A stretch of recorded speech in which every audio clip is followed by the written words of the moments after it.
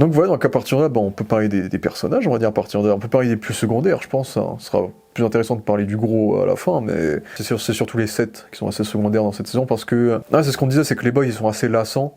Mais en vrai, la relation entre les 7 est toujours plus intéressante, parce que les 7, les membres ont tellement changé à chaque fois, que t'as tout le temps des nouvelles relations, des nouvelles interactions, etc., qui font que c'est plus original et plus neuf et plus intéressant, de manière générale. C'est que là, t'as un nouveau personnage dans cette saison qui est le All-Father, qui est introduit dans cette saison, du coup. Incroyable. Joué par l'excellent David Diggs, qui est un acteur que j'aime bien.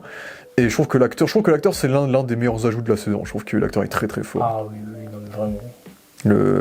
En fait, il a vraiment un charisme. Tu vois, on sent le côté prêcheur, qui est grand orateur. Il parle vraiment comme un présentateur afro-américain des années 70, un peu. Hey guys, hey hoes, tu vois, un peu comme Soulja Boy, un petit peu. Il parle un peu comme ça, tu vois, en mode charismatique mais parodique un peu.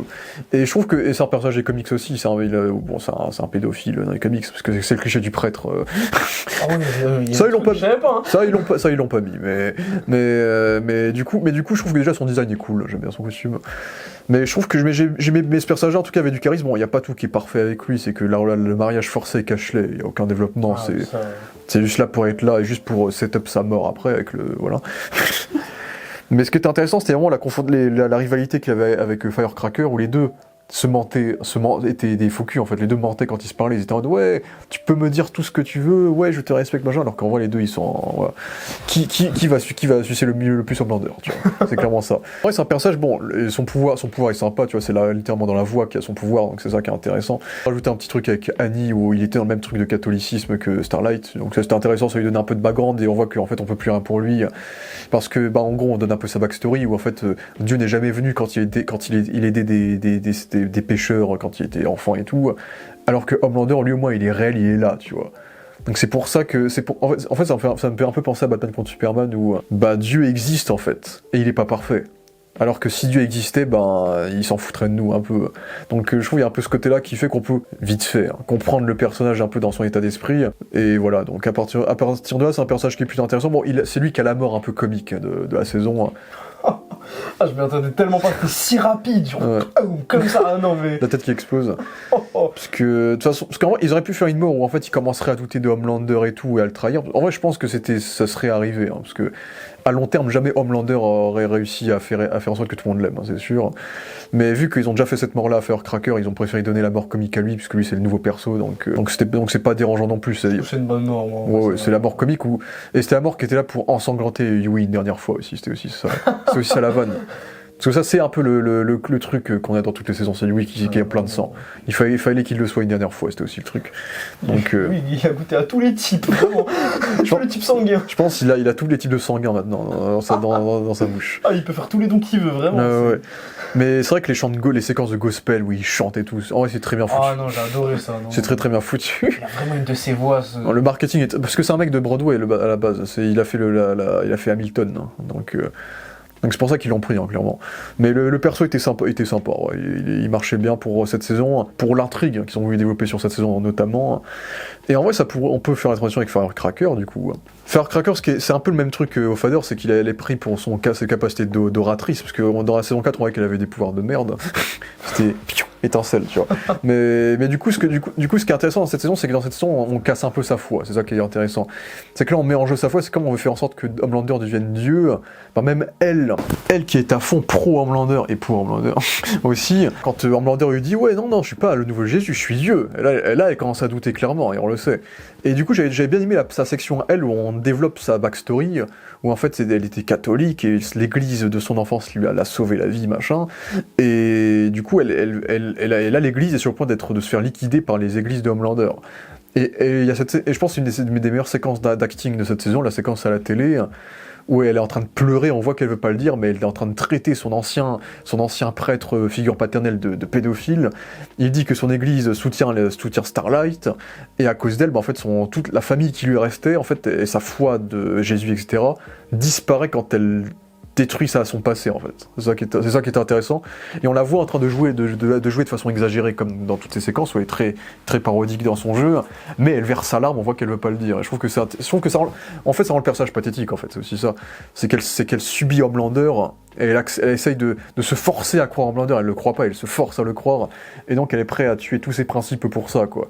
Jusqu'à la séquence où elle balance sa petite statuette Jésus à la poubelle, et là on comprend que c'est foutu pour elle. Et donc là, elle se fait, comme The Deep, c'est un peu ça, elle se fait virer par Homelander, et elle veut pas quitter Homelander, parce que sinon, comme The Deep encore une fois, sans Homelander, elle est rien, en fait. Elle vient de tuer sa précédente famille, médiatiquement parlant, et là, Homelander la vire, et elle a plus rien, elle a plus de vie, il y a rien qui va. Et donc elle fait tout pour convaincre Homelander, elle rejoue le côté figure maternelle et tout, elle a flingué sa santé pour lui, avec le lait et tout. Et en fait, les seules choses qu'elle ressentait, c'était sa relation avec Soldier Boy. Soldier Boy, lui, était clairement juste là pour le sexe. Surtout quand ils se comparaient leurs flingues, et bien sûr, c'est très américain, tu vois. Et elle se confiait trop à Soldier Boy, alors que Soldier Boy, lui, s'en bat la race. Donc, en vrai, elle pensait qu'elle pouvait se confier à Soldier Boy, surtout qu'elle voyait un peu ce côté divin, parce que c'est le père de Homelander. Elle est restée sur sa vibe Homelander, tu vois. Et au final, Soldier Boy la balance, et au final, Homelander la vire, et elle fait tout pour la convaincre, jusqu'à qu'elle dise, c'était quoi la phrase, c'était que même Dieu a besoin d'amour. Et tu vois, Homelander était sur le point de l'épargner parce qu'elle lui disait que elle redit que je suis Dieu et tout, et là elle dit que Dieu a besoin d'amour. Et ce qui est vrai, c'est que Homelander a besoin d'amour, mais s'il a besoin d'amour, en fait il est comme tout le monde en fait. Et c'est là que du coup il tue Firecracker, et donc là, en plus il y a la vanne qui est très marrante, parce que du coup c'est sur l'aigle. Et en plus, c'est sur l'extrême gauche de l'aigle. Du coup, l'aile gauche. Non, mais j'ai vu les analyses après. Donc, et du coup, elle meurt sur le symbole de l'Amérique, en fait. Donc, ce qui est l'ironie de son personnage, quoi. Donc, et même Starlight, qui était un peu sa pire ennemie, regrette qu'elle soit triste de sa mort aussi quand elle voit son corps et tout après. Donc oui, son personnage est pathétique, mais je trouve que son arc est très très bien développé et marche très bien. Je trouve que l'actrice, pour moi, c'est une des meilleures performances de cette saison, je dirais. Non, mais comme je l'ai dit, tu vois, moi je suis pas trop dans le détail. Genre là, pour moi, là, tu parles beaucoup trop bien, là. Diego est en stage, je forme. Non, mais comme je dis, moi, moi, là, c'est plus un message, on va dire, voilà quoi. C'est ma première vidéo, on va dire. Et le fait qu'on me mette avec un gars qui parle aussi bien. Pendant que moi c'est franchement Soldier Boy tu peux voir bon c'est pour ça que je préfère préciser, en plus je suis un peu fatigué donc j'ai un peu les idées qui s'en mêlent, c'est pour ça que je m'excuse, mais voilà au moins Non mais y a pas de souci, de toute façon on fait l'ambiance, En même temps je l'écoute et tout, je me sens pas seul là. Mais... Non voilà, c'était la petite transition pour même si je fais 2 vues, je sais qu'il y a quelqu'un qui m'écoute toute la vidéo. J'ai avec tes vidéos en plus. Je suis un fan. C'est gentil. Ah ouais. Comme Damien. Il a eu tout. Franchement, on peut parler de Black Noir. Alors pour moi personnellement, là je vais dire peut-être un petit truc, c'est quand même un petit truc hein. Mais pour moi Black Noir, je pensais qu'il était pas mort. Pour moi c'était juste il se mangeait des coups, il allait avoir encore un autre round vite fait. Bah non, il est juste mort par The Deep. Gros, je vais pas l'insulter voilà quoi, mais The Deep voilà quoi. Ouais. Mais Black Noir, après moi j'adorais le premier Black Noir, le côté meilleur confident de Homelander et tout, ils avaient réussi à super bien le développer malgré le fait qu'il soit muet et tout, avec Soldier Boy, les émotions de son personnage. Et moi j'aimais bien la parodie du Method Actor, qui est un vrai acteur, qui joue super bien et qui se fait passer pour Black Noir, mais qui du coup il est beaucoup plus expressif, il est beaucoup plus parodique et tout. J'aimais bien l'idée d'avoir un recast de Black Noir. Ça je crois qu'en saison 4 l'idée était rigolote et c'était marrant de savoir qu'est-ce qu'ils allaient en faire en saison 5 justement, avec sa relation de bro avec The Deep. Et justement dans cette saison on s'attendait à ce que peut-être il fasse des dingueries, parce qu'en début de saison il parle pas, on sait pas ce qu'il fait. Et en vrai j'ai bien aimé tout l'arc quand en fait on découvre qu'en fait il fait du théâtre à côté et qu'en fait il veut se barrer de Voight et il veut devenir acteur parce qu'il en a marre de pas parler. Et il veut s'épanouir dans sa vie d'acting. Et en plus, c'est quelque chose qui me touche un peu aussi dans le côté théâtre, acting aussi. Donc il y a ça qui est intéressant. Et je crois qu'aussi, ce qui était intéressant, c'était qu'il y avait le personnage du réalisateur, là, Adam Bork, je crois qu'il s'appelait. Ce personnage-là, ça a toujours été une merde dans toutes les saisons. Il a réalisé tous les films de merde de The Boys, ce réalisateur-là. Et c'est la seule fois dans l'histoire de la série et de l'univers de The Boys que ce mec-là, il donne de l'espoir à un acteur, en fait. Et du coup, j'aimais bien le fait que ce mec-là, qui était une merde et qui était une parodie de Josh Whedon et Zack Snyder et tout, dans cette saison, il inspire vraiment un mec à devenir un acteur, il lui donne de l'espoir, il lui donne une carrière, il devient un mec bien, entre guillemets, tu vois. Et The Deep gâche son rêve, tu vois. Ce Deep. Oh. Bon, avec la mort était dégueu, mais du coup, j'aime bien la vanne le dernier mot, c'est qu'il a mal au cul. Il dit qu'il a mal au cul. Mais j'ai bien aimé que la dernière fois qu'on voit ce personnage réalisateur-là, qui était dans toutes les saisons, c'était la seule fois qu'il donnait de l'espoir et que c'était un personnage un peu positif, en fait. Et il a une mort de merde, du coup. Mais en vrai, Black Noir, c'est un personnage qui est un peu pathétique, en fait. C'est que il voulait être acteur et tout, et en vrai, on aurait voulu le voir réussir, surtout que l'acteur est bon. En vrai, c'est cool pour l'acteur qui montre son visage, parce que cet acteur-là, c'est lui qui le joue depuis le tout début. Hein. Depuis la saison 1, c'est lui qui a toujours joué Black Noir, donc c'était cool de le voir jouer aussi, et donc d'instaurer cette rivalité qu'il va avoir avec The Deep. Donc en plus, il y a tout le délire du podcast masculin Andrew Tate, tu vois, qui était rigolo aussi, et de voir comment va évoluer leur rivalité. Mais le truc, c'est que la série nous rappelle que Black Noir reste quand même un connard. Il a tué des innocents dans la saison 4, dans Gen V aussi, il a tué des innocents. Et là, il a peut-être causé la plus grosse dinguerie de toute la saison. Il a commis un génocide de poissons, il a tué des milliards de poissons. Du coup, en vrai, le final entre les deux personnages est intéressant parce qu'en vrai, les deux, t'es un peu pour les deux en fait. Parce que les deux en fait sont pas. Il n'y a pas d'entre deux. Il n'y a pas d'entre eux, les deux ont commis des dingueries. Black Noir plus que l'autre, mais The Deep est plus un connard que Black Noir. Donc en fait, plus connard. Et le truc, c'est qu'en vrai, ça me dérange pas que The Deep tue Black Noir, parce que je trouve que ça fait partie de son arc, et je pense aussi que ça fait un peu le parallèle avec Homelander et le premier Black Noir.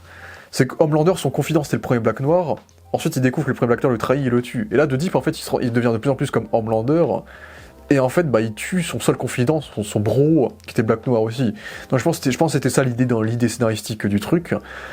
Moi, le truc qui me dérange, c'est qu'à la limite, tu fais ça de Black Noir, au moins tu me fais une scène d'action. Parce que le truc, c'est que ce Black Noir, on nous a teasé le fait qu'il vole, tu vois. Il vole. Mais c'est vrai ça en plus. Et on te dit hors champ qu'il a volé pour péter le pétrole, machin. On le voit pas, bien sûr, c'est hors champ. Et la scène d'action, il se fait juste étrangler sa mère et poignarder, il peut pas voler. C'est le truc qui me fait chier, moi. Il aurait fallu un combat au moins un combat, tu vois. Genre, je sais pas, il a même pas pu se débattre, genre juste et voilà quoi. Dans cette saison, il y a beaucoup de persos qui se font étrangler aussi, j'ai dit l'échelle des pouvoirs dans cette saison pue la merde. J'ai dit clairement. Mais parce que moi l'intention ne me dérange pas sur leur Black Noir. Juste, je trouve que la mort est trop facile, c'est ça le truc. Parce que pour l'arc de The Deep, c'est parfait, mais la mort est trop facile. Et c'est ma déception sur son Black Noir, clairement. Je pense que c'est la mort que j'ai la moins appréciée des morts de cette saison, je pense, clairement. C'est pour ça que pour moi, genre, tu sais, c'était tellement, cache comme ça et tout. Je me suis dit, ouais, non, en vrai, il est pas mort, il va revenir peut-être après, non. Ouais. Surtout quand tu connais le Black Noir des comics, on sait qu'ils avaient pas les sur ce délire-là, mais on s'est dit, en plus, il vole et tout. On aurait pu nous faire des trucs intéressants avec lui, et non, tu vois. On le tue comme ça et c'est décevant, quoi. Donc je dirais que c'est l'une de mes déceptions, c'est le destin de ce Black Noir-là. C'est quand il aurait pu être aussi bien de différentes manières du premier, hein. Parce qu'il était plutôt intéressant. Le premier restera le meilleur, il n'y a pas photo. Là, il n'y a pas photo. S'en fout d'Eric. Donc Black Noir 1, mon goat. Soit un peu là où tu es. Surtout que lui, il avait une belle fin. Oui, il avait une bonne fin. Belle fin J'avais la pression et tout, tu vois. J'étais en non, il va le tuer. Mais en saison 3. Donc ça c'était l'une de mes déceptions. Puis en vrai ça fait la transition avec The Deep, hein, je pense. Ah, c'est Deep. The Deep. Kevin. Ah, alors lui, Kevin. Kevin. Ah, lui. Bah, il a même pas accepté de changer, en fait. C'est ça le truc, genre, il a toujours voulu rester le suceur originel du Homelander. Tout le monde y passe. Lui, il continue. Tout ça pour se manger un bon gros recadrage à la fin. Genre, t'es vraiment la merde que tu penses être. Genre, tu te caches derrière des choses, mais t'es une grosse merde, en fait. T'es une grosse merde. Même jusqu'à la fin au final. Hein. Stella qui a essayé un peu de... Elle voulait pas le tuer, elle a essayé un peu de lui faire comprendre qu'il peut avoir quelque chose. Et au final, se faire buter dans l'eau quoi. Non mais c'est l'ironie en fait. Ouais c'est ça en fait. Genre tout le perso est joué d'ironie quoi. Ouais mais c'est que je trouve que en vrai, premier degré je pense que The Deep il a l'un des meilleurs arcs de toute la série. Je pense. Clairement. Je pense que... Ouais. C'est Chase Crawford. Chase Crawford, très très fort hein. Ouais. Lui, on n'en parle pas assez de son acting. Hein. La deuxième machine à même de la série, je pense. Ah non, mais lui. Quand je parle de lui, je pense direct à la scène, genre tu sais où il se présente et il est comme ça. Moi j'ai celle-là. Moi j'ai celle-là, moi. Oui. Ah non, mais on arrive vraiment à le détester, quoi. Genre, c'est l'une des performances, pour moi, qui m'a le plus, on va dire, sauté aux yeux. Genre, ouais. Tellement il est pas sérieux et c'est tellement bien avec ce personnage. Non, franchement, The Deep, très fort.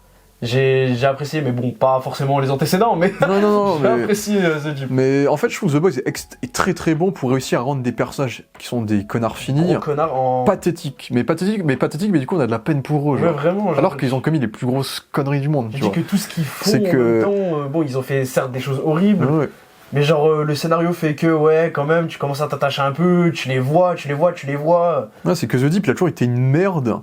Et ce qui est intéressant, c'est que là, on est vraiment sur le prolongement de sa déshumanisation. Maintenant, il fait tout pour Homelander, il avait mangé le poulpe. Il y avait sa relation amoureuse avec son autre ami poulpe, qui était doublé partie d'Aswinton, qu'il va tuer pour Homelander, parce que c'était elle ou Homelander, tellement il choisissait un camp, tu vois. Et du coup, dans cette saison, on continue ce truc-là, où maintenant, il reste ami avec Black Noir, mais il va tuer son seul ami, entre guillemets, le trahir pour Homelander, et il va trahir sa nation, l'océan, il va trahir l'océan pour Homelander. Avec tout le délire parce qu'il y a les pré-shots, on va surtout en parler avec Homelander, mais il y a le pré-shot qui m'a beaucoup fait rire avec l'Iran, bon, on n'a plus d'essence, il y a des problèmes de pétrole à cause de la guerre entre les États-Unis et l'Iran, et tout le délire les pays d'Arabie Saoudite ne veulent pas proclamer Homelander comme Dieu, et du coup ils veulent stopper la production de pétrole. J'ai fait putain le pré-shot avec la réalité, ça m'a bien fait rire. Ils ont pas prévu ça, mais j'ai bien aimé le délire. Et du coup le fait que ce soit en partie à cause du fait que The Deep ait accepté la construction de cette plateforme de pétrole, que ça va tuer les 3/4 des poissons. Tous les poissons vont savoir que c'est à cause de lui qui a ça. Du coup tous les poissons sont en mode on va tous si tu rentres dans l'eau, on va te tuer en fait. Samuel L. Jackson. Et notamment Samuel L. Jackson qui revient en caméo, en plus, on dirait vraiment c'est le 11 septembre, c'est souviens-toi du 15 mars. En plus avec le motherfucker de Samuel Jackson. Mais c'était très très marrant, et j'aime bien le fait qu'ils prennent toujours des big stars pour les voix des animaux marins pour Homelander. Et puis tout avait déjà été résumé par A-Train quand tu lui as parlé en début de saison, où il lui dit que moi en vrai t'as peur mais tu veux pas l'assumer, etc. machin, et c'est exactement ça. Et du coup là il trahit ses poissons, maintenant il devient une merde absolue, il a tout perdu comme Firecracker, il a perdu sa propre nation de poissons, s'il remet un pied dans l'eau, il est mort. Il sort la seule scène de toute la série où il a l'occasion de vraiment sauver quelqu'un, à l'opposé de A-Train qui lui va vraiment sauver quelqu'un, il peut pas y aller. Parce qu'il le mec qui se noie, il peut pas y aller parce qu'il sait qu'il va se faire flinguer, du coup c'est la ridiculisation absolue pour le personnage, tu vois. Mais en vrai j'aime bien les séquences où t'as le poisson qui fait « On sait que c'était toi !» et il meurt. Genre ça fait tellement kitsch, mais du coup, il y a des gens qui se sont plaints du fait qu'on n'ait jamais eu de scène en sous-marine avec deux types en mode stylé et tout. Mais je trouve que c'est la vanne du personnage, c'est que la seule fois qu'on le voit vraiment sous l'eau dans l'océan, c'est le moment où il va crever, quoi. Du coup, c'est vrai que j'ai adoré l'épisode. Il n'y a pas eu la nage supersonique aussi, hein. Ouais. La fameuse nage ultra rapide. Ah non, ça, il l'a jamais eu, je pense. Mais... Ce qui rend encore plus le perso ridicule. Ouais, mais du coup, j'ai adoré comment on le traite dans l'épisode final, où déjà, Homelander, lui, la vérité. Mais malgré ça, il s'accroche encore à un point où il veut quand même continuer à arrêter et tout. Genre, je sais pas. Il reste dans le déni. Ouais, vraiment, tout le temps, tu sais quoi, je vais traquer les boys, peut-être que lui, il va me kiffer. Il reste dans le déni. Là, il verra la vérité. C'est un test. Il a fait genre, c'est pas vrai, tu vois. Il reste dans le déni de fou, alors qu'il lui a dit la vérité, il lui a dit tout ce qu'il pensait, que c'était une merde et tout. Et j'ai adoré la séquence où Homelander dit que les 7 c'est fini. Déjà, enfin, on te dit le fait que ça fait depuis la saison 1 qu'il y a plus 7 déjà. J'avais zappé qu'il y avait les 7, quoi. Ouais, ils viennent en intérim. Voilà, et du coup, ça c'est juste après qu'il ait tué les poissons, qu'il ait tué Black Noir et tout. Il y a plus de 7. Du coup, il a tout perdu, en fait, tout ce qu'il a fait, c'est pour rien, en fait. Du coup, c'est tellement pathétique, c'est vraiment une merde. Et ensuite, il y a... remise en question, rien. Non, il reste dans sa lignée, il revient vers lui à la Maison Blanche, là, Homelander lui fait « Barre-toi, t'es qu'une merde », encore une fois. Il pleure, et les boss le voient. Et là, t'as le final avec Starlight, où là, ça fait la boucle avec lui qui avait violé Starlight en saison 1. Et même Starlight qui, a évolué. Elle a évolué, elle essaye de le raisonner, tu vois. Elle veut même pas le buter, elle l'emmène dans la plage parce qu'elle pense que c'est l'endroit où elle peut le raisonner le mieux, tu vois, en plus. Et elle essaie de le raisonner, et lui il veut pas écouter. Et lui il assume tellement pas ses responsabilités, il met tout sur elle, tu vois. En mode c'est depuis que t'es arrivé qu'il s'est passé ça, alors que c'est lui qui a fait toute la merde. Du coup, le personnage est pathétique de fou, il assume rien, c'est un pleurnicheur. Et du coup, le combat était pas ouf. Mais du coup, là, j'ai adoré le moment où t'as Starlight qui est sur le point de le balancer dans l'eau, et on voit que Deep qui est sur le point de faire non. Et Starlight, elle sait pas que ça va le tuer. Ouais, c'est genre en mode vas-y. Parce que Starlight, elle veut c'est son milieu. Ouais, Starlight veut pas le tuer, je pense qu'elle a pitié pour lui, genre. Elle veut pas le tuer. Surtout, il le fout dans l'eau, donc elle dit tranquille, tu vois, je le fous dans l'eau, voilà, il me fait pas trop chier pendant quelques secondes. Et là, boum, t'as tous les animaux qui débarquent en mode justice pour Ambrosius, la pieuvre. Et lui, il est en mode oh merde. En vrai, j'adore la réaction de Starlight parce que Starlight, elle doit rien comprendre. Elle confie l'autre poisson devant elle. Vas-y, mais pourquoi les poissons y ont buté? Pourquoi il tombe à la catalane là? Mais du coup, t'as l'ironie de fou, il se fait tuer par les poissons et du coup, il se fait pénétrer par la pieuvre. Donc, le bouclé, c'est lui qui se fait violer techniquement. par une pieuvre. Il avait tué sa meuf pieuvre dans la saison précédente, et ensuite bah il meurt quoi. Donc la mort. En vrai, je pense que c'est la mort parfaite pour le personnage quoi. Clairement. Non, mais tout est bouclé quoi. Pour moi, est bon de A à Z vraiment. Non mais les mèmes vont les mèmes vont rester à vie. Hein. Mais le personnage est très. Chez Scofield est vraiment très fort parce que il y a vraiment l'habilité de jouer un mec con. Il y a des gens qui l'ont dit, mais vraiment, il faut être fort pour jouer un mec extrêmement con, tu vois. Et il a réussi, je trouve que c'est vraiment le personnage qui a beaucoup marqué, en sachant qu'en vrai, c'est quand même fou de dire que lui, Homelander, c'est les deux sets originaux qui restaient, quand même. Tous les autres sont plus là, genre. Les deux mêmes sont... Et au final, les deux sont des alter ego, entre guillemets, on va en parler pour Homelander aussi. Donc c'est aussi ça qui va être intéressant, mais du coup, en vrai, par rapport à ça, en vrai, on peut pas éviter, ça va être très court, mais on peut pas éviter The Train, du coup, par rapport à ça, qui est l'opposé de ça. Hein. Qui lui a eu pour le coup sa rédemption, qui lui, quand il a compris que tout se passait mal et tout, il a eu son truc. Au début, il a peur, il l'a précisé avec Starlight au tout début, là, quand il l'a rejoint avec Kimiko. Mais au final, bah, il est quand même venu, quoi. Genre, il a eu sa rédemption, Et du coup, bah, le parallèle avec la scène de l'épisode 1, où cette fois-ci, il esquive la femme, et c'est ce qui cause sa défaite. Je trouve ça vraiment très bonne rédemption, très bonne mort, très bonne fin de personnage. Parfait. Non mais effectivement c'est que déjà je pense que la séquence où il sauve Mother's Milk devant le gamin dans saison 4 sans caméra et tout, c'est une des meilleures scènes de la série je pense, l'une des plus fortes en émotion parce que tu sens son accomplissement et là du coup dans cette saison c'est un membre de la résistance mais il veut quand même protéger sa famille avant tout, d'ailleurs on voit la Bretagne hein, du coup la vraie Bretagne je suppose. On voit deux fois la France hein, dans cette saison en carte postale. On n'a pas Paris, je suis déçu. Mais ouais. Mais du coup, on remet en cause tout ce qui était intéressant avec lui dans les autres saisons, c'est-à-dire sa rivalité avec Dodie. On voit que les deux sont les opposés total. C'est que lui, il a changé et lui est prêt à se battre pour ses principes, pour sa famille. Et lui a vu la vérité sur Homelander. Le fait qu'il soit presque pote avec Starlight et tout, et donc ils se font un câlin et tout, alors qu'avant ils se pouvaient pas se piffrer. C'est que grâce à elle, il a vu la rédemption entre guillemets. C'est la relation avec sa famille où maintenant son frère qui a été paralysé à cause de lui, son neveu et tout sont fiers de lui, ils sont fiers de ce qu'il est devenu, et ça vaut plus que ce qu'il était avant, entre guillemets. Et donc maintenant, il protège sa famille une dernière fois, et ensuite le moment où il assume, il dit vas-y, je vais quand même affronter Homelander, je vais sauver tout le monde en slow motion et tout. Ils ont fait la scène de Quicksilver, des of Turpa, c'était un peu dans le délire, avec moins de budget. Et là du coup t'as la course poursuite avec Homelander, qui est peut-être la séquence avec le plus de budget qu'on a avec Homelander de cette saison. Où Homelander course The Deep, course Hot Train, et à tous les coups t'as peur qu'il le laser sa gueule. Et comme tu as dit, il y a la boucle bouclée avec l'épisode 1 du pilote, ce qui a démarré toute la série. Où il esquive la personne, et en plus j'aime bien, il y a vraiment le côté fin de personnage où t'as même les lunettes qui tombent par terre en mode le plan de la fin, genre de l'identité qui est par terre, costume, tout. et lui qui se casse la gueule et qui ensuite accepte qu'il va mourir, et qui va du coup foreshadower la fin de la saison, hein, bien sûr, en disant à Homelander qu'il a plus peur de lui, que t'es pathétique, t'es qu'une merde, que pourquoi j'ai eu peur d'un connard comme toi, et qui meurt en rigolant de sadisme envers Homelander. Absolu cinéma. J'allais la faire. Quand la saison a démarré comme ça, j'étais vas-y, balance-moi la sauce, tu vois. Mais voilà, Train, oui, on l'a tous dit, un développement super parfait, hein, c'est l'un des meilleurs arcs aussi de la série, clairement. Donc, et j'ai adoré la séquence de l'enterrement, des funérailles où t'as Homelander qui se confie à sa tombe. Je t'aimais vraiment. T'étais comme un frère, pour moi, j'étais le frère que t'avais jamais, tu vois. T'étais pas comme les autres, tu vois, il simule de l'amour pour des gens pour des gens auxquels il en avait pas, genre. Ah, quand il était encore vivant, ça le vannait sur son bide. Mais comme E-Train est mort en l'insultant, tu vois, il prend mal sa mort maintenant. Parce qu'il est pas mort en kiffant le tuer, quoi. Donc ça le fait chier, genre. Donc en vrai le personnage, parfaite utilisation, quoi. Donc, et puis ça a des petites répercussions sur l'état de santé de Starlight et aussi de Yui qui est pas heureux qu'il soit mort aussi. Donc il y a le caractère de tout le monde qui se suit sur ça aussi.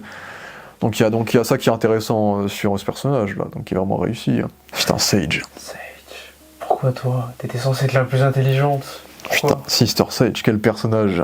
Ouais, si on mettait une vidéo de Homelander devant le Soldier Boy pour qu'il s'énerve, oh bah je vais lui mettre une patate. Ah merde, ça marche pas. Dommage, j'aurais essayé. Bah j'avais sacrément de gros neurones quand même. Putain, qui vient pas des comics, c'est une invention de la série. Concept du personnage super cool. Personnage plus intelligent du monde, comme un Lex Luthor ou un Ozymandias dans les comics. Sauf que elle est noire. Elle est dans la pire ville des États-Unis. Du coup, personne ne la prend au sérieux. Du coup, elle a une vie de merde. Concept super cool. en saison 4 et dans Gen V, parce que dans Gen V, on la voit, elle est en couple avec le grand méchant de la saison 2, et on sent qu'elle a un gros plan de fou dans sa tête et tout, on sait pas ce que c'est. On te tease le fait qu'elle a un plan, on te tease le fait que du coup, en saison 1, son objectif c'était de montrer qu'elle pouvait faire d'Homelander le roi du monde, tu vois, et sa phase 2, c'était de réussir à le faire tomber et à buter tout le monde. Et dans cette saison, à la limite, son plan est simple, mais son plan me dérange pas, le fait de, ouais, moi je veux qu'on lâche le virus, je veux qu'il y ait une guerre civile entre les humains et les super, et moi je serai dans mon bunker à vivre mon truc. J'aime pas les gens, en fait, tu vois.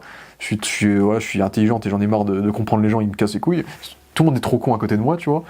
Ça me dérange pas comme délire. Le fait qu'elle rejoigne les boys et tout, mais le personnage est débile. Dis le terme. Est débile. Est débile. Quoi ? Le plan n'a pas marché ? Je ne peux pas prédire l'amour. L'amour est imprévisible. L'amour, je ne peux pas le voir. Oh là là. Putain de merde. Et même la séquence où elle expose tout son plan à Laura, la Ashley, frère. Elle est intelligente, hein. Mais après, c'est parce qu'elle se sert de l'autre Ashley pour son plan, pour lire les pensées de Soldier Boy et tout, mais... Putain, la meuf la plus intelligente du monde, elle lit les pensées d'Ashley. Et puis le fait qu'elle n'arrive pas à reproduire le V1, je trouve ça quand même gros que Homelander n'arrive pas à faire après-shot le fait qu'elle fait exprès de ne pas réussir à faire le V1. Parce qu'en vrai, forcément, elle peut le faire, c'est la plus intelligente du monde. Donc je trouve qu'il y a plein d'éléments très cons avec ce personnage-là. Et puis le fait que, ouais, Soldier Boy, oh merde, il a donné le V1, merde, je suis foutu en fait, mon plan il est fucked up. Putain, et ensuite le personnage va aider du coup à créer le truc qui va donner pouvoir à Kimiko. Donc il y a sa rédemption entre guillemets. Mais ça doit qu'il savait pas quoi en faire. Voilà, en vrai c'est un personnage qui aurait dû être puni quand même, parce que le personnage a quand même commis des choses, elle voulait commettre elle voulait détruire, elle voulait causer la fin du monde quand même. Donc en vrai je pense que c'est un personnage, je pense qu'en vérité elle aurait mérité de se faire buter par Homelander dans l'épisode 7 par exemple. Je pense qu'elle a clairement mérité, parce qu'en vrai la séquence où elle force Kimiko à lui enlever ses pouvoirs, et du coup elle devient conne et tout, limite j'arrive pas à voir la différence avec ce qu'on a eu dans cette saison, tu vois. Parce que, déjà parce qu'il y a une séquence où elle se lobotomise et elle regarde la télé-réalité, là. Mais le personnage, ça veut dire qu'ils savaient pas quoi en faire, ils ont vendu un master plan avec son personnage. Au final, ça foire. Au final, elle se barre à voir un truc Harry Potter Land. Le personnage sans conséquence, tu vois. On aurait pu faire sans elle, tu vois. C'est... Écrire un personnage intelligent pour les nuls, mais comme dit les mêmes... pour écrire le personnage le plus intelligent du monde, il faut que les scénaristes soient plus intelligents. C'est au niveau de la saison 5, l'intelligence. Ouais. Et c'est dommage parce que je trouve que l'actrice joue bien. J'aime bien comment elle joue froidement. Elle a des expressions un peu cyniques quand elle joue et tout. Mais le personnage, vraiment, c'est l'une des déceptions de cette saison et je pense qu'elle a mérité de crever. Je pense clairement. Ouais, clairement. Je trouve son destin est trop facile pour le coup, à ce personnage-là. Donc voilà. C'est que moi je m'attendais que genre, tu sais, quand elle sort de la maison, je m'attendais à ce qu'elle se mange un coup de laser, mais non, au final. Non, mais ouais. Elle la mettait pas dans un spin-off, on s'en fout. Ouais, s'il vous plaît, voilà. De toute façon, elle vaut plus rien maintenant. Mais, et puis, Ashley, ça va. Ashley, en vrai, ouais, ça va. Genre, c'était pas non plus terrible non plus, mais ça va. Genre. Elle joue très bien aussi, l'actrice. Ça aussi, il faut qu'on en parle. Oui, l'actrice est très forte. Hein. Je sais pas, c'est quoi son nom non plus. Oh non. Je l'ai pas cette fois. Je la passe des. Mais après, je la connaissais de la série Jessica Jones, où il y avait aussi l'actrice qui jouait Stella aussi dedans. Et je la connaissais d'être Ruby comme One. Et t'as l'actrice de Firecracker qui vient d'un jeu vidéo aussi. Ah non, mince, oui, Ah, t'as confondu du coup. Non, c'est la Mathilde, désolé. Voilà. Mais l'actrice est très forte et en vrai, c'est l'évolution qu'elle a eue depuis le début. Hein. C'est que je me rappelle qu'on voyait qu'il y avait des photos de sa jeunesse où on voyait qu'elle était rebelle, elle avait des t-shirts de Che Guevara et tout. Hein. J'avais vu ça dans les analyses des youtubeurs américains.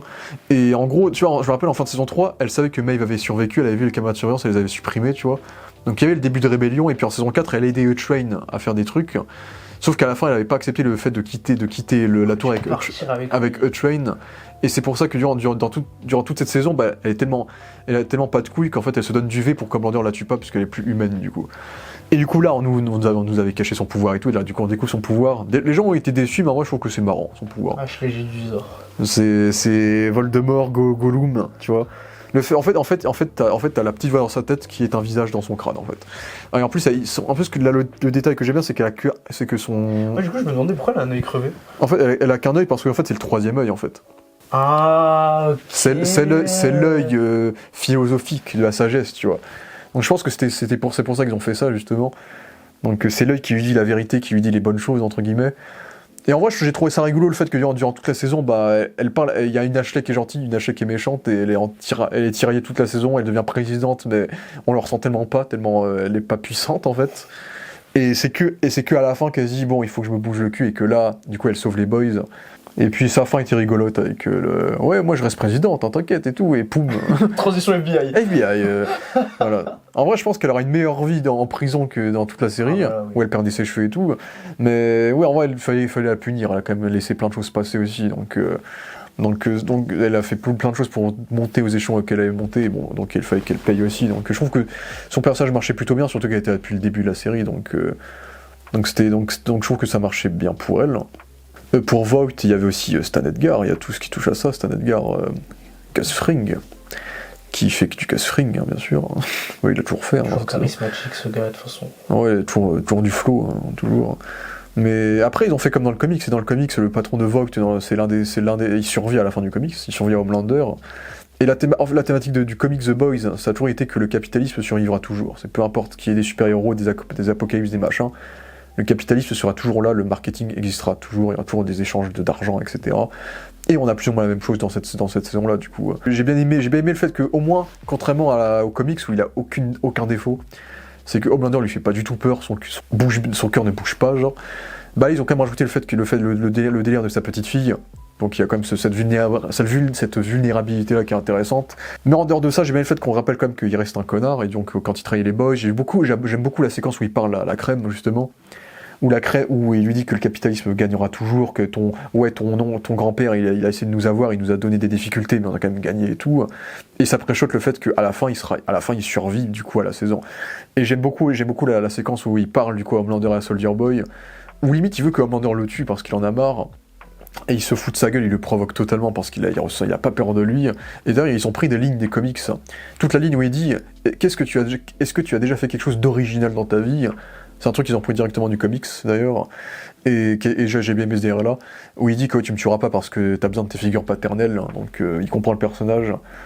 Et donc à la fin on voit qu'il a survécu à tout ça et qu'il reprend Vogt comme si de rien n'était, et qu'il va continuer son business. Tu vois, il fallait à la fin de tout sa mère, où il fallait qu'au moins... Déjà il faut garder Vogt pour les spin-offs, hein, parce qu'ils vont faire des spin-offs ces bâtards. Ça m'aurait pas dérangé de voir Homelander le tuer, mais à la fois ça me dérange pas qu'il survive parce que ça reste dans cette thématique du Vogt est plus puissant que tout, quoi. Donc c'est ça qui est intéressant. Bon, par contre, j'aurais aimé qu'on en fasse plus avec cette fille, la fille de Newman, et le mari. C'est que ouais, il découvre qu'en fait Butcher a tué une Victoria, et du coup il les trahit, ils repartent et on les revoit plus jamais, quoi. J'ai aimé le fait qu'ils aient donné une petite relation d'amitié avec elle et Ryan au début, hein. En mode c'est la nouvelle génération de super-héros, etc. Ça revient plus jamais, on sait pas où ils sont planqués, on sait pas où ils sont maintenant, donc c'est un peu dommage qu'on soit plus jamais revenu là-dessus quand même. Après les boys, je trouve qu'il y a pas grand chose à dire. Ouais, vraiment, Terreur. Terreur, après moi, Terreur premier degré... Il a eu son impact, hein. Terreur, ça m'a fait plaisir de le voir dans une saison entière, parce que dans le comics, Terreur dans les comics, il est là tout le temps. C'est le chien de l'équipe, là. Il est toujours là. Et Eric Ripley avait toujours dit qu'il avait mis que dans un seul épisode en saison 2, en mode pour les fans, tu vois. Mais ils l'ont pas mis dans la saison parce que c'est trop chiant de diriger un chien et tout, tu vois. Donc moi, ça m'avait fait surpris, j'étais content de voir que Terreur était présent dans toute la saison, du coup. C'était vraiment le chien de l'équipe comme dans les comics cette fois. Bon, dommage qu'ils aient pas fait le truc des comics où il lui donne du V1 et du coup il bute des super-héros, genre. Je me demande, ça aurait... Oui, ok, ça bon, va pas le faire. bah, surtout qu'ils ont vraiment, dans ces saisons, ils ont vraiment insisté sur le fait que c'était un vieux chien, qu'il est plus vieux que Ryan, qu'il est fatigué, il est tout le temps couché par terre. Et c'était rigolo du coup de faire un épisode sur son point de vue. En fait, les boys ils sont constamment en conflit tout le temps. Mais le truc qui les unit, c'est quand Terreur mange du chocolat, et là tout le monde va tout faire pour le sauver, parce que c'est le chien, il est mignon, c'est le truc qui les relie, c'est la once d'humanité, de pureté un peu du truc en fait. Parce qu'ils ont tous fait de la merde, mais lui non, c'est un chien, donc il a rien fait, tu vois. Et puis même t'avais Frenchie qui lui disait, ouais, Kimiko veut avoir un chien comme toi, tu vois, donc, et il est en mode, je comprends pas, ça sert à rien, tu vois. Voilà. Et du coup j'ai bien aimé le fait qu'on ait vraiment insisté sur le fait que Terreur c'est vraiment la dernière once d'humanité qui est restée à Butcher. Le fameux dernier lien. Et même le dernier lien d'humanité de Ryan, c'est que Ryan, il voit Terreur. C'est que le moment où il caresse Terreur, c'était le seul bon moment de sa journée dans l'épisode 3. C'est voir le chien, tu vois. Mais sinon, ouais, Terreur, j'avais bien aimé son POV où justement ils ont fait un peu comme des comics où il rêve de fuck Homelander, tu vois. Bon, ça se voit que le chien, ils n'arrivent pas à le faire en sorte qu'il fasse le truc dans la poupée, donc ils ont fait des retours en arrière dans le montage. Ouais, il a Tu le. coupes, là, hein. Ouais, mais j'ai bien aimé les rêves étaient rigolos, hein, tu vois, les petits rêves qu'il avait, le fait que son POV du coup soit un point de vue de couleur des chiens, en bleu et blanc aussi, j'avais vu. Oh, ouais, ça... J'ai vu j'ai revu, j'ai fait ah ouais, c'est vrai que c'est pas la même couleur. Du coup, ils ont essayé de reproduire un peu le POV du chien justement. Du coup, on a son décès qui est plus chill que dans les comics. Dans les comics, il se fait tuer par l'un des Seven et du coup, c'est tranquille. et c'est ça qui déclenche la haine de Butcher comme dans la série en vrai. Et en vrai, je trouve que sa mort marche bien parce que comme on dit, c'est un vieux chien. Il avait mangé du chocolat avant. En plus, maintenant qu'il y a Kimiko qui est radioactive, en vrai, il y a toutes les raisons du monde pour qu'il décède en vrai. Donc pour moi, en vrai, je trouve ça beau. C'est pas incohérent, quoi. Que la seule mort naturelle, en tout cas de vieillesse de la série, c'est lui. Tout le monde meurt crade, et t'as le chien, lui, il est mort en paix, entre guillemets, il est mort en dormant, entre guillemets. Du coup, il a une mort qui est douce, mais c'est la mort qui va tout faire qui va tout contrebalancer dans le cœur de Butcher, quoi. Donc, je trouve que le chien... Faire pencher la balance, donc moi, ça m'a fait plaisir que le chien ait la place un peu qu'il mérite par rapport aux comics, et j'étais content. Une pensée au premier chien qui est décédé, d'ailleurs, qui jouait le chien dans les premières saisons, d'ailleurs. Donc voilà pour Terreur, et je pense que ça fait la transition sur Ryan aussi, hein. Ryan, je suis mitigé. Je trouve l'acteur s'est amélioré, l'acteur a bien grandi, bien sûr, on a grandi avec lui hein, dans la saison. Hein. Mais je trouve que l'acteur joue bien, il a bien évolué durant les saisons. Hein. Parce que c'était ça qui était intéressant, c'était qu'en saison 2, Butcher le récupère, en saison 2, on développe sa relation avec Butcher, et saison 4, il passe tout son temps avec Homelander, et saison 5, il hésite. Du coup, c'est là qu'il doit faire son choix, entre guillemets. Du coup, je trouve que Ryan, il y a des éléments qui sont intéressants, des éléments qui le sont moins. C'est que moi, je maintiens ce que je t'avais dit en off, c'est que j'aurais adoré qu'il le tue, genre, en épisode 3. Claire. Imagine fin d'épisode. Le choc, genre... C'est là où on te le remet et tout, on se dit il a grandi et tout, il y a peut-être un espoir de voir quelque chose de grand, genre et d'un coup, Ouais. Là, il le tabasse sans s'arrêter. Ouais, vraiment, ça répète Il fallait que Homelander commette quelque chose d'irréparable pour confirmer son statut d'antagoniste ultime. Tuer son fils, ça aurait été une folie monstre. Juste avant que Butcher lui demande de devenir un kamikaze, en fait, en mode t'es un gamin suicide, en mode et lui il accepte de mourir pour ce truc là. Sauf qu'il est jeune donc il fonce la tête baissée, il y va direct. En plus j'aime bien parce que la séquence de combat est cool, mais comme c'est dans Voughtland, mais il y a que des trucs de Homelander de partout. Du coup dans la séquence d'action il pète des affiches de Homelander, des statues de Homelander, etc. Donc il y a que Homelander partout qui l'emprisonne dans ce combat en fait. Donc dans le décor c'est intéressant. Et Ryan, en vrai, je trouve que ça marchait bien, le fait que même lui, il bute des gens pour se cacher. Il y a une petite relation un peu sympa avec la gamine, tu vois, qu'il se serre les coudes. Il aime plus trop Butcher, il sait que Butcher c'est un connard, mais voilà, il comprend que les deux ont un point commun, c'est buter Homelander. Il essaye de le faire comme un gamin de façon bête. Et là, Homelander le tue, et c'est le choc de fou, tu vois. Malheureusement, il le tue pas. Mais je trouve que ça aurait fait vraiment le choc qu'on s'attendrait d'avoir dans cette saison. Hein. Surtout qu'il avait bien hypé dans les bandes annonces, hein, cette séquence-là, hein, avec les patates. Mais du coup, non, il disparaît. Bah, du coup, il y avait la blague sur l'Empire contre-attaque, là où il se réveille et tout, Star Wars. Dark Vador, c'est l'opère Et qui fait le parallèle avec lui, Homelander. Et du coup, il disparaît pendant 3 épisodes. Et dans le final, il se rappelle qu'il est là. Pour taper un gros smashdown comme ça. Ouais. C'est que j'aime bien la séquence où il dit clairement tous les termes à Homelander dans la cabane, tu vois, c'est sympa. Ah, ça, oui. C'était satisfaisant, on voit que l'acteur il joue bien, je trouve. Mais ça, en fait, il remplace un peu le twist de Black Noir, Ryan. C'est la surprise qui sauve un peu les personnages de la Maison Blanche, quoi. Ryan est juste là pour battre son père, pour un peu d'action, et c'est tout, en fait. En vrai, je t'ai dit, je maintiens qu'on aurait pu le tuer, en vrai. Qu'on ait fait ce qu'ils aient fait dans le final, où il dit à Butcher qu'il l'aime pas, ou qu'il meurt dans l'épisode 3, dans tous les cas, Butcher aurait raté sa promesse à Becca, tu vois. Dans tous les cas, Butcher serait parti du côté obscur, je pense. Donc dans tous les cas, je pense qu'ils auraient pu le tuer, parce que je trouve que dans le final, il est juste là pour la baston, en vrai. Tout ce qu'il a dit, il l'avait déjà dit dans l'épisode 3 Homelander, que jamais il le rejoindrait, que c'est un connard machin, qu'il a violé et tout. D'ailleurs, c'est un défaut que je dirais Homelander, d'ailleurs, c'est que toute la série est basée sur le fait qu'il ait violé la femme de Butcher, mais à aucun moment dans la série, Homelander viole des gens, à aucun moment on a l'impression que c'est un violeur.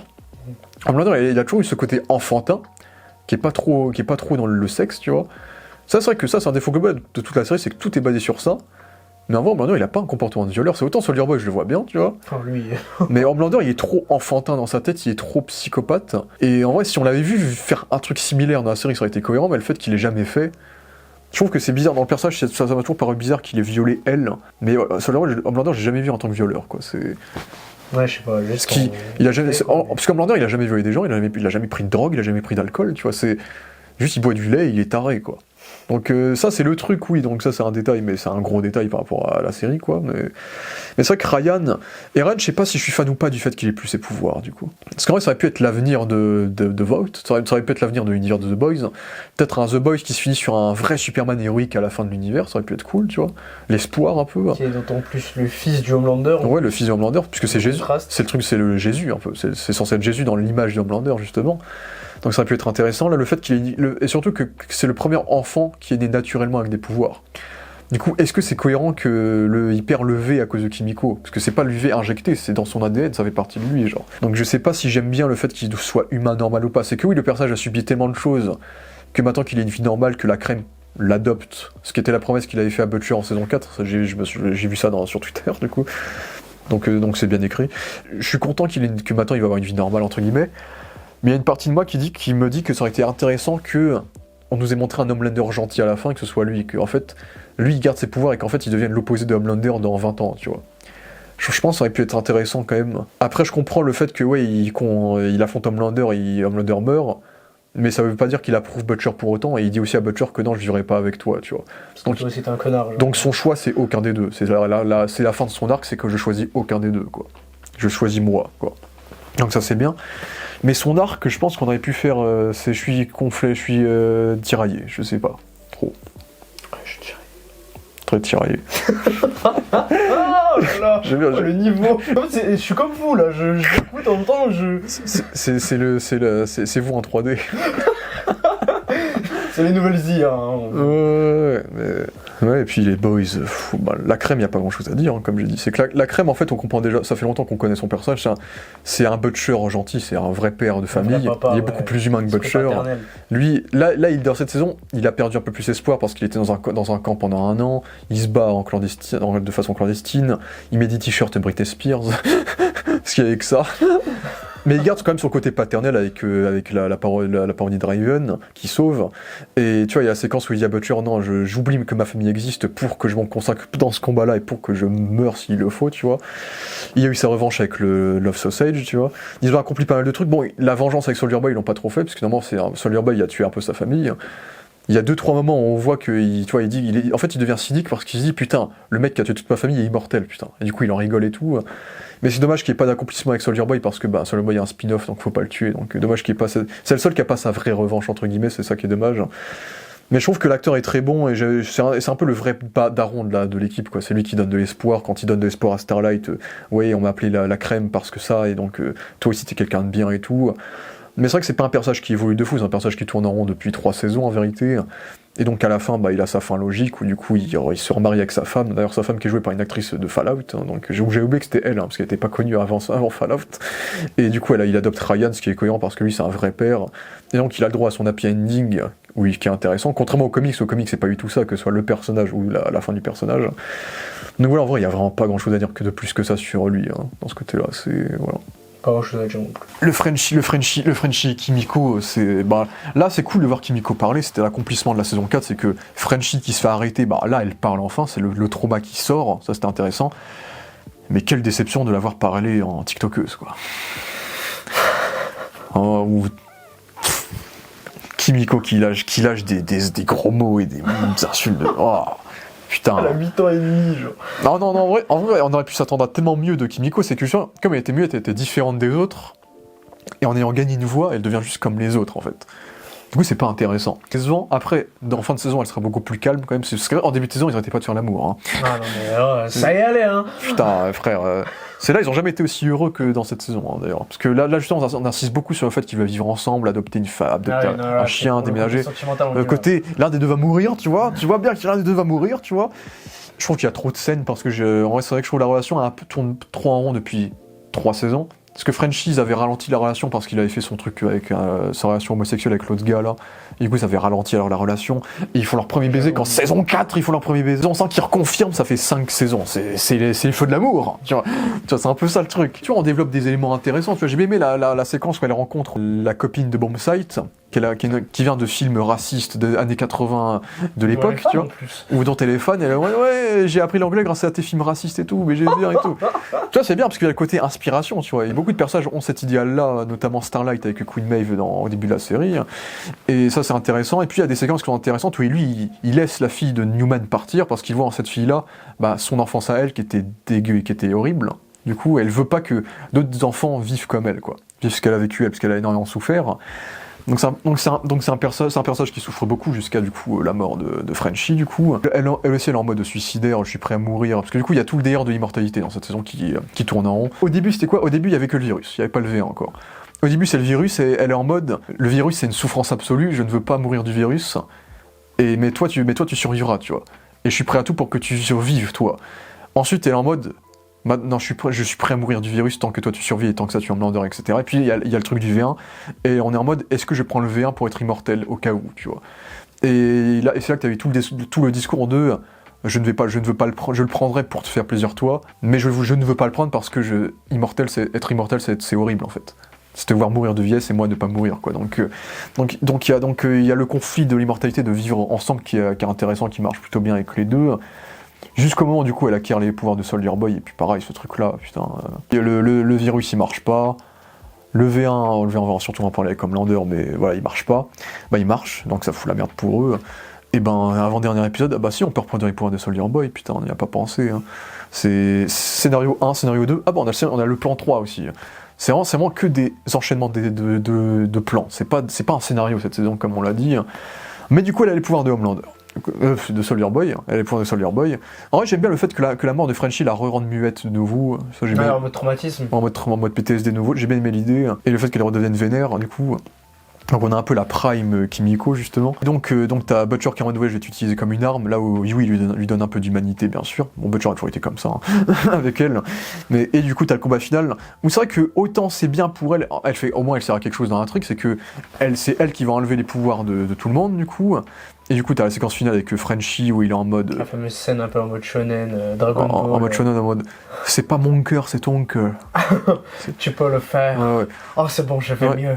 Mais en vrai, j'ai vu des gens qui l'ont mis en parallèle sur Twitter, mais en vrai, j'aime bien le parallèle où en fait, Homelander, lui, quand il voyait l'ange de Stillwell, avec la lumière qui lui éclatait le visage, en fait, ça fait foreshadow avec Kimiko qui va lui éclater le visage aussi, en fait. Donc c'était donc ça, sa promesse divine, entre guillemets. Les détails. Donc il y a des détails qui sont stylés. Donc c'est cool que Kimiko ait fait quelque chose d'intéressant. D'ailleurs, il y a des gens qui ont fait la boucle, hein, parce qu'à la base, Kimiko, elle a des pouvoirs parce que ça fait partie des composés V que Homelander avait foutu dans toute la planète pour se créer des super-vilains. Donc Homelander meurt à cause d'un personnage dont elle a donné des pouvoirs, entre guillemets. Mais ça, faut réfléchir pour le savoir. Ça, j'ai vu un gars l'écrire sur Twitter et en mode, ah ouais, faut s'en rappeler quand même.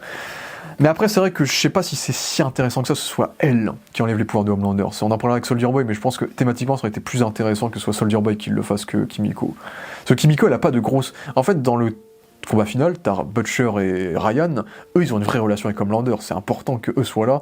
Elle, c'est un peu l'intrus dans ce truc, en fait. Parce qu'elle a jamais trop parlé avec Homelander, quoi. Parler, entre guillemets. Mais du coup, je sais pas si c'est mérité. Mais en dehors de ça, ouais, elle a un happy ending. Elle a le happy ending qu'elle a sans Frenchie, en fait. Elle a le chien, elle est à Marseille, elle goûte les madeleines qui lui rappellent Frenchie, machin. Donc elle a la fin logique, on va dire. Donc c'est bien pour elle. Ça se répète un peu, mais ça rejoint Frenchie aussi. C'est bon, de toute façon, on parle de Frenchie aussi avec ça, mais Frenchie, pour moi, Frenchie, c'est encore pire. Hein. Frenchie, ça tourne en rond depuis tellement longtemps. Hein. La relation homosexuelle, je pense, c'était le pire arc de la série, ça.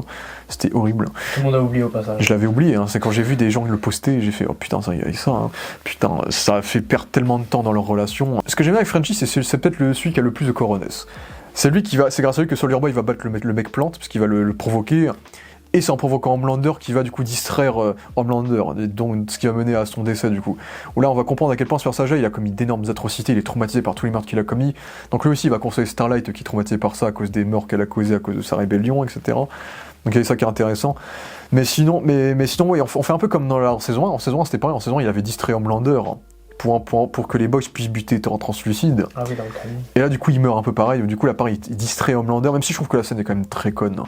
Parce que Homelander, il voit très bien le truc en zinc, et du coup, il capte que forcément, ils sont planqués dans le truc en zinc. Et bien sûr, quand La scène est montrée. Ouais, et bien sûr, quand il tue Frenchie, Et au lieu de se dire, vas-y, j'ai quand même checké le truc en zinc avant de partir, il se barre direct, et il entend même pas les bruits de respiration et tout, tu vois.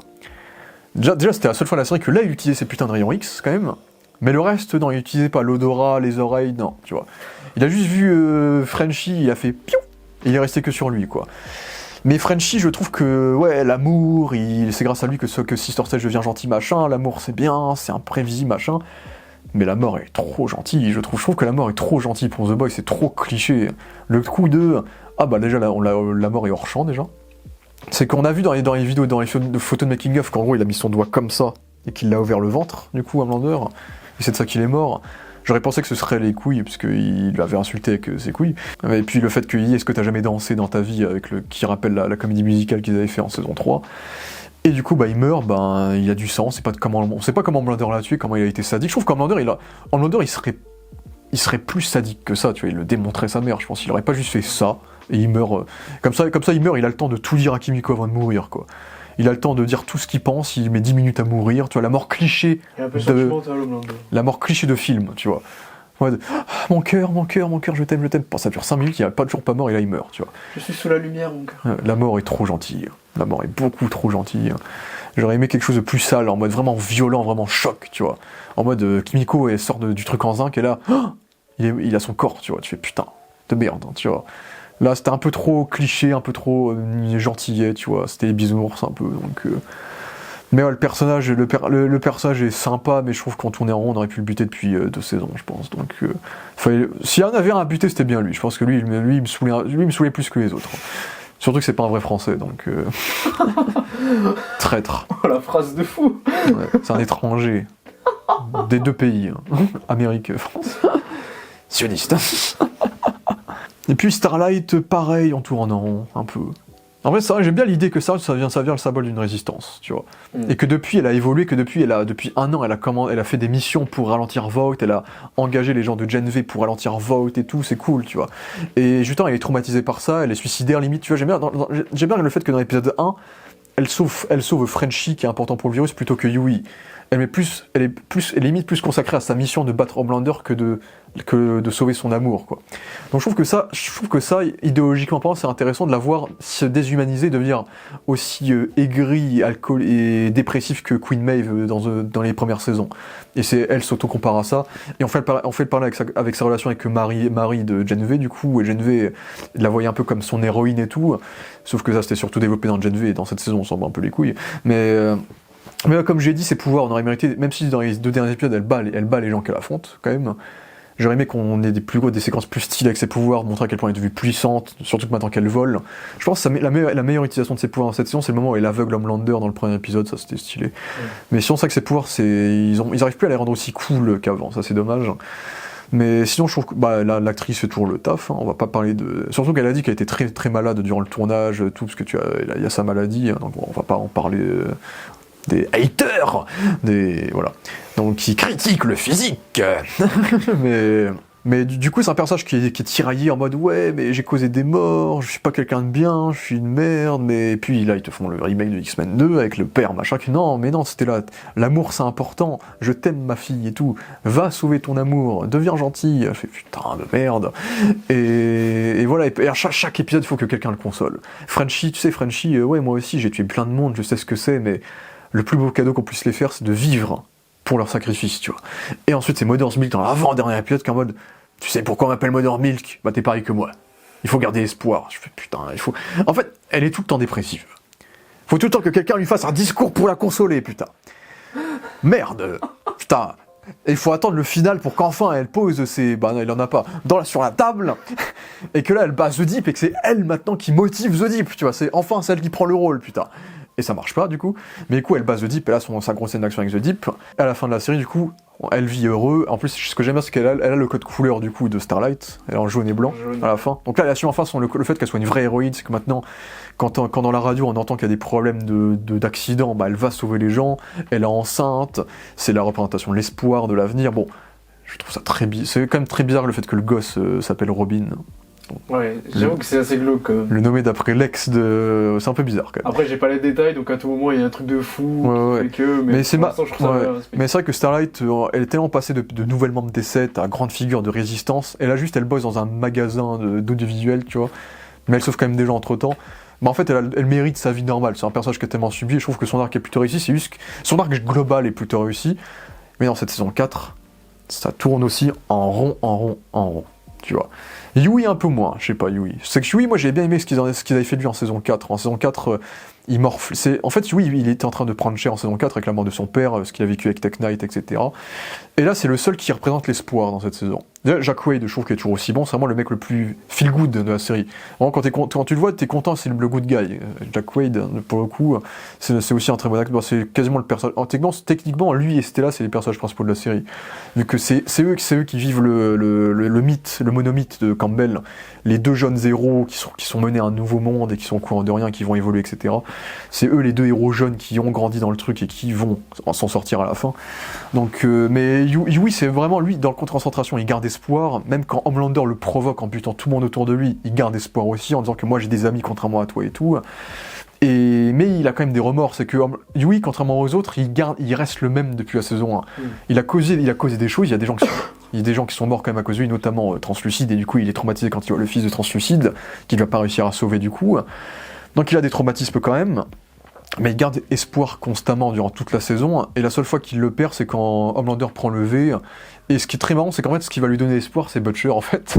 Parce que Butcher, lui, il est à fond sur le fait de tuer Homelander, et c'est lui qui va garder l'espoir de ça, mais en le disant à sa manière, quoi. Et du coup, et ensuite, il y a bien sûr le parallèle qui a toujours été là avec le frère de Butcher, avec Lenny, du coup, où du coup, il y a ce parallèle-là qui est mis quand t'as Jeffrey Dean Morgan qui dit à Yui, fais gaffe, parce que Butcher, il peut te tuer et tout. Et du coup, le dernier épisode où il se fait ensanglanter une dernière fois. Et j'ai bien aimé, ce que j'ai bien aimé dans ce dernier épisode-là, c'est qu'on se sert enfin de ses capacités, de ses connaissances d'avant The Boys, c'est-à-dire, en fait, quand il va distraire au fader, il va tirer sur le truc d'alarme incendie. Ah oui, c'est vrai. Et en fait, c'est parce que lui, il bossait dans un magasin de trucs, de ça, en fait. Donc ça fait la boucle bouclée sur ça. D'ailleurs, ça me fume que de toute la série, c'est la seule fois qu'ils s'en souviennent. Sans rien raconter. C'est vrai qu'il avait des skills quand même, tu vois, il sait comment ça fonctionne. Et du coup, j'aime bien le fait que sa fin, ce soit ça. Et que bien sûr on ait le duel final des comics entre lui et Butcher, où c'est lui qui va arrêter Butcher dans la tour Vogt, et c'est intéressant de voir deux humains dans la tour où les super-héros régnaient depuis le début, avec l'aube, le soleil couchant, l'aube qui va représenter le lendemain d'un nouveau monde, qui est donc décidé entre ces deux hommes, l'un qui va peut-être buter tous les super-héros, et l'autre qui va peut-être les épargner et donner une vie meilleure, qui est Yui, du coup. Donc j'aime bien la mise en scène de cette séquence-là, où justement t'as Butcher qui prend la place de Homelander dans le plan maintenant, c'est lui qui est dans la tour en D7, du coup. Et je pense que c'est une des quelques séquences qui est meilleure que dans le comics. Dans le comics, ils sont dans la Cell Building, ils s'empalent sans faire exprès, etc., c'est moins intéressant.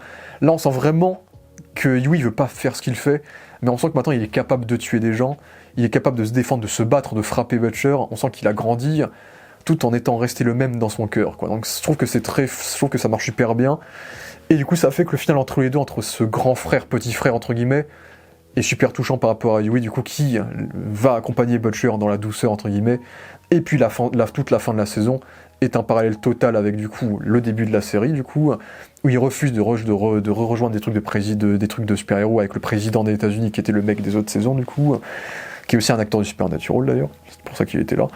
Et du coup, à la fin, il rebosse dans un magasin d'audiovisuel où cette fois il le gère, comme dans la saison 1 où il bossait là-dedans, et cette fois il est avec Stella, ils ont un enfant, et là Stella et eux ils se mettent sur le trottoir, ils s'aiment, sauf que cette fois il n'y a pas quelqu'un qui va foncer sur Stella. Allez hop, marathon qui débarque. Et du coup la série se termine sur lui qui regarde un super-héros de façon positive, contrairement au début de la série où c'était Ultron qui avait tué du coup Starlight, du coup on a la boucle qui est complètement bouclée avec Yui, et pour le coup je trouve que le personnage fonctionnait plutôt bien.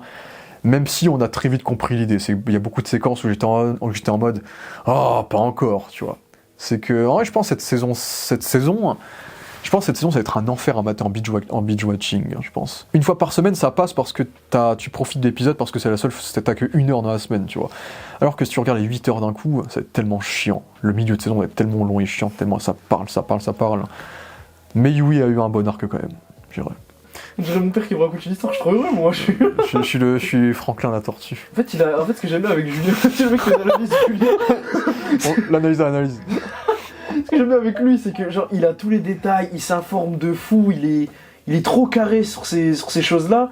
moi forcément j'ai pas la même. Tu es mon padawan. Ouais, j'ai pas. Je suis sur Padawan. C'est la première fois que je suis dans une vidéo YouTube. Je suis, à part ma chaîne YouTube qui date d'il y a 10 ans.